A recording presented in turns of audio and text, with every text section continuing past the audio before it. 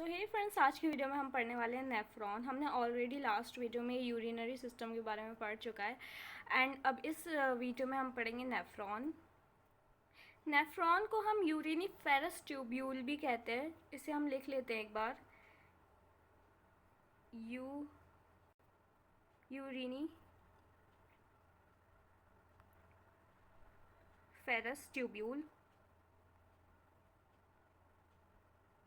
हम नेफ्रॉन को uriniferous tubule भी कहते हैं। नेफ्रॉन के दो पार्ट होते हैं जिसे हम अभी आगे पढ़ने वाले हैं। So let's start.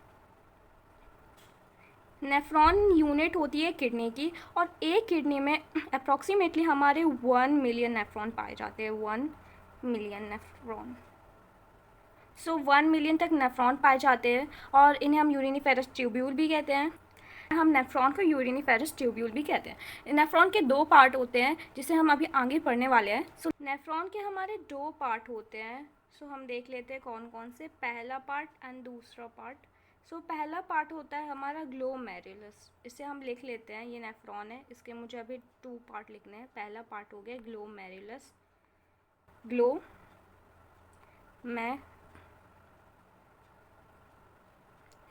ओके, सो पहला पार्ट हमने लिख लिया है,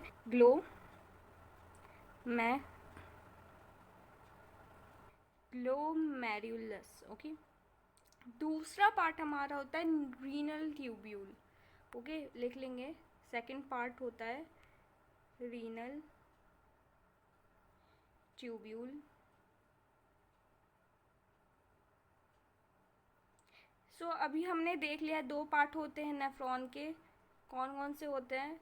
glomerulus and renal tubule. Renal tubule के भी हमें अभी मेन पार्ट पढ़ने हैं एंड उसके सिस्टम, उसका कैसे फंक्शंस होते हैं, उसे भी हम आगे वीडियो में पढ़ेंगे। बट पहले हम देख लेते हैं रीनल ट्यूब्यूल के कौन कौन से पार्ट्स होते हैं। सो ये हमारा रीनल ट्यूब्यूल है। उसमें पहले पार्ट हम पढ़ेंगे which is Bowman's capsule. Okay, Bowman's capsule, इसे हम लिख लेते हैं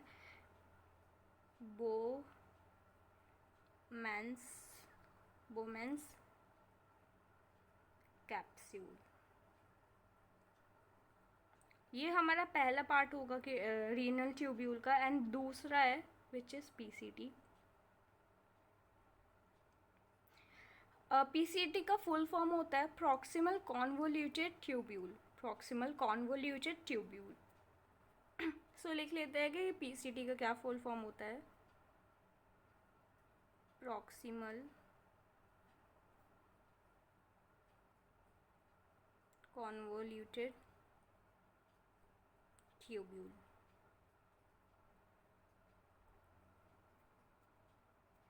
दूसरा पार्ट होता है हमारा रीनल ट्यूब्यूल का which is LOH, loop of Henley. इसे हम आगे देखेंगे कि एक्चुअली होता क्या है। सो अभी हम लिख लेते हैं LOH which is loop of Henle. So ये हमने देख लिया है लूप ऑफ हेनले। अब दूसरा पार्ट हम देखते हैं विच इज़ DCT। जैसे कि हमारा पहला ट्यूब्यूल होता है पीसीटी, वैसे ही हमारा दूसरा ट्यूब्यूल होगा डीसीटी। इसका फुल फॉर्म होता है डिस्टल कॉन्वोल्यूटेड ट्यूब्यूल। जैसे इसका प्रॉक्सिमल, ये एकदम पास होता है, प्रॉक्सिमल होता है। और किसके पास होता है? बोमेन्स कैप्सूल के। इसको डायग्राम से भी समझना है। डीसीटी ये थोड़ा डिस्टेंस में होता है ये भी पास में, बट ये थोड़ा डिस्टेंस में होता है। तो इसको आप ऐसे याद कर सकते हो कि इसे हम डिस्टल कॉन्वोल्यूटेड ट्यूब्यूल कहते हैं, क्योंकि ये थोड़ा डिस्टेंस में होता है। और पीसीटी प्रॉक्सिमल, ये थोड़ा प्रॉक्सिमल होता है, पास में होता है। ऐसे आप याद कर सकते हो। ओके, डीसीटी, इसको हम फुल फॉर्म लिख लेते हैं इसका, distal convoluted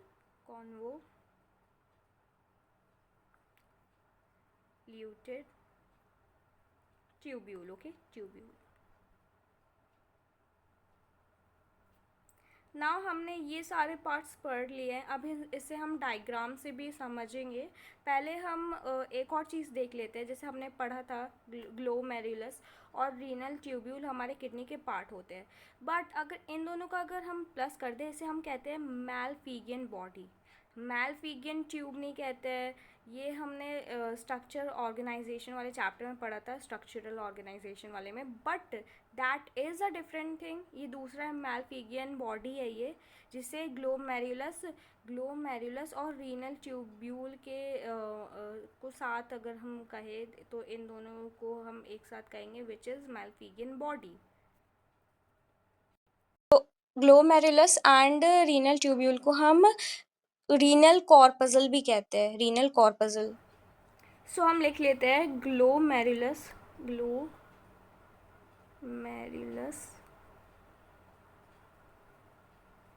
plus renal tubule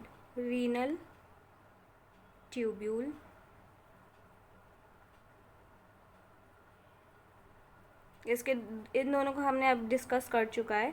glomerulus हमारा एक सिंगल पार्ट होता है जो कैपिलरी से होता है, मतलब मैं अभी आपको बताऊंगी क्या होता है, अभी आपको सिर्फ ये अपने नोट्स में ऐड करना है। ग्लोमेरुलस एंड रीनल ट्यूब्यूल को हम क्या कहेंगे? मैलफिगियन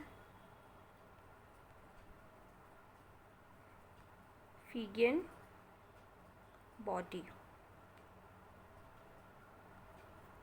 सो इसे आप नोट कर सकते हो, मैलफिगियन बॉडी। इसे हम क्या कहते हैं, एक और चीज़, रीनल कॉर्पसल। ओके, उसे भी हम लिख लेते हैं। ये हमारा हो गया ग्लोमेरुलस प्लस रीनल ट्यूब्यूल, जिसे हम कहेंगे मैलफिगियन बॉडी या renal corpuscle. Let's move further. So ये हमारा नेफ्रॉन का पूरा डायग्राम है। ये बहुत ही सिंपल डायग्राम है, इसे हम अब लेबल करेंगे और बहुत ईजिली समझेंगे, बहुत ज़्यादा इजी मेथड होने वाला है। So let's begin. सो पहले हमें ये पता है ना कि नेफ्रॉन में बहुत सारी वेजल्स होती है, जो मैंने इसमें नहीं लिया है, बहुत ज़्यादा कॉम्प्लेक्स हो जाता। सो अभी हम देखेंगे कुछ इम्पॉर्टेंट मेजर चीज़ें जो इस नेफ्रॉन में है, उसे हम लेबल भी करेंगे। सो इसमें एक चीज़ अच्छे से इस डायग्राम में मेंशन नहीं है, which is blood vessel. Okay, blood vessel. So एक ब्लड वेजल जाती है विच इज़ आर्टेरियोल मतलब ये आर्टरी का आगे जब वो पार्ट होता है ना, तो वो आर्टेरियोल होता है। सो उसे हम बना लेते हैं इस ऐसे। ये हमारा क्या हो गया, आर्टेरियोल। सो इससे आपको अब समझ में आ रहा होगा, इस तरह की ब्लड वेजल है। सो इसे हम क्या कहेंगे, आर्टेरियोल। और ये अंदर वाला पार्ट है, this is nothing but capillary and it is known as glomerulus है ये। देख लेते हैं। ओके, सो ये वाला अंदर वाला पार्ट है, ये this thing, this is glomerulus. Note कर लेते हैं, this is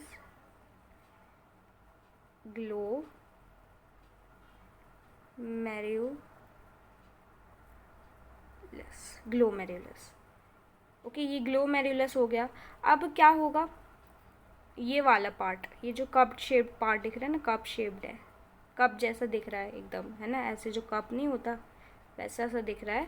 so this is बोमेंस capsule को दूसरे कलर से कर लेते हैं, ब्लैक से कर लेते हैं। This is बोमेंस capsule, बोमेंस capsule.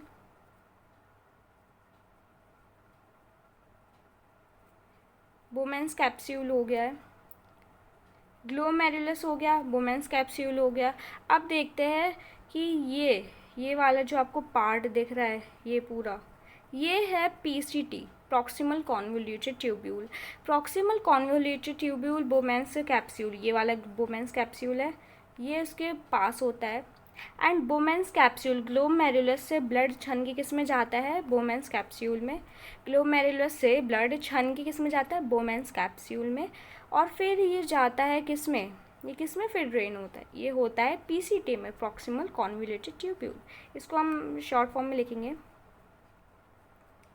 This is PCT, proximal convoluted tubule. ये किसके पास होता है, बोमेंस कैप्सूल, ये कटोरा के पास होता है, बहुत ज़्यादा पास होता है।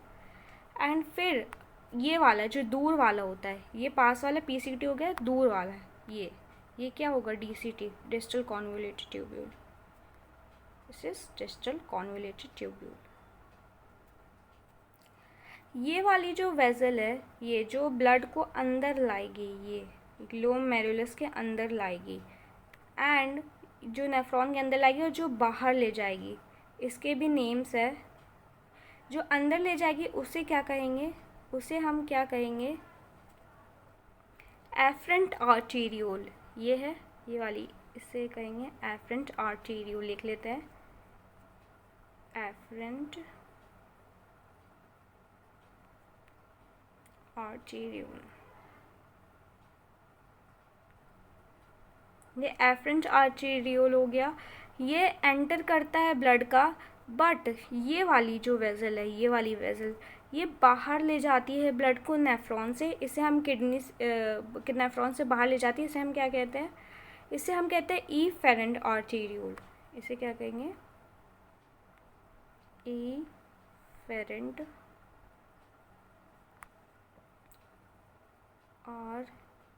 आर्टीरियोल। इफेरेंट आर्टीरियोल हो गया। इससे एंटर करता है, इससे एग्जिट करता है, लिख सकते हो। अब आगे देखते हैं, ये जो आपको क्लिप शेप दिख रहा है, पिन शेप्ड, कुछ भी कह लो, जो आपके फैमिली में यूज़ होती होगी, एक पिन शेप्ड चीज़ होती है जिसे हम हेयर में यूज़ करते हैं, वैसी क्लिप से शेप्ड है। इसे हम क्या कहते हैं, लूप ऑफ हेनले। ये लूप ऑफ हेनले हो जाएगी। सो लिख लेते हैं, this is loop of Henley, LOH, loop of Henley. Loop of Henley, ये थिन होगी, ये थिक होगी, सॉरी, ये thick, and this is thin. हमने क्या क्या पढ़ लिया, थोड़ा रिवाइज कर लेते हैं।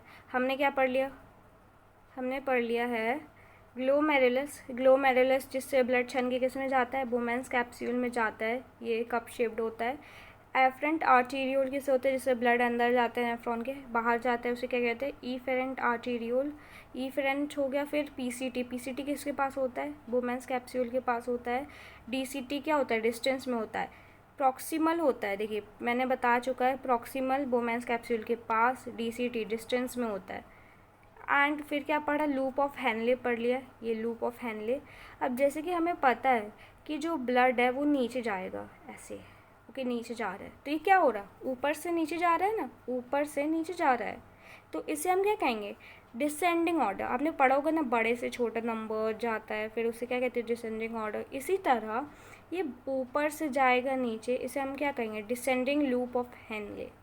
डिसेंडिंग लूप ऑफ हेनले लिख लेते हैं, this is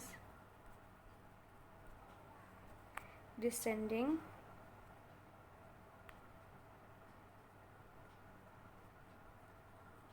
LOH, short form में लिखा है, फुल फॉर्म में मिल जाएगा, ये लिखा डिसेंडिंग LOH है। और फिर ये नीचे से ऊपर जा रहा है, विच इज़ असेंडिंग, है ना, असेंडिंग हो रहा है, सो इसे क्या कहेंगे, ascending loop of Henley, ascending LOH। सो ये सब हमने पढ़ लिया है। एंड वन मोर थिंग, कि ये आपको एक ब्रांच जैसा कुछ दिख रहा है, ये कोई स्टिक जैसा कुछ दिख रहा हो, ये होता है कलेक्टिंग डक्ट। ये कलेक्टिंग डक्ट आपको ऐसे कुछ ब्रांच तक दिख रहा होगा, ये ब्रांच हो गई, ये आपको दिख रहा होगा ना ब्रांच, ये ब्रांच्ड है, और इसे हम कहते हैं collecting duct. And it is not a part of a single nephron, मतलब ये एक सिंगल नेफ्रॉन का पार्ट नहीं होता, बहुत सारे नेफ्रॉन का पार्ट होता है।